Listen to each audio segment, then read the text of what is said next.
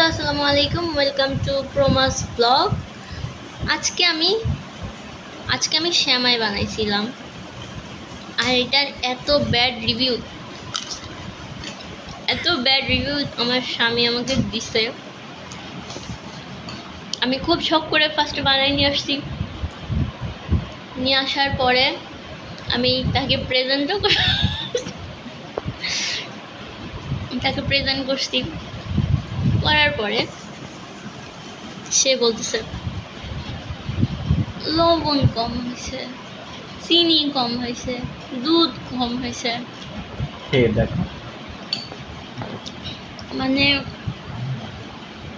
খুব কষ্ট পাইছি। আমি আসলে এমনটা আশা করিনি। অ্যাটলিস্ট ফার্স্টে তো মানুষ বলতে পারে যে খুব মজা হয়েছে, তারপরে বলতে পারে যে না, চিনিটা কম হয়েছিল। না, প্রথমেই বলতেছে খাওয়া যাচ্ছে না, দুধ কম হয়েছে, চিনি কম হয়েছে। আসলে খুব কষ্ট পাইছি।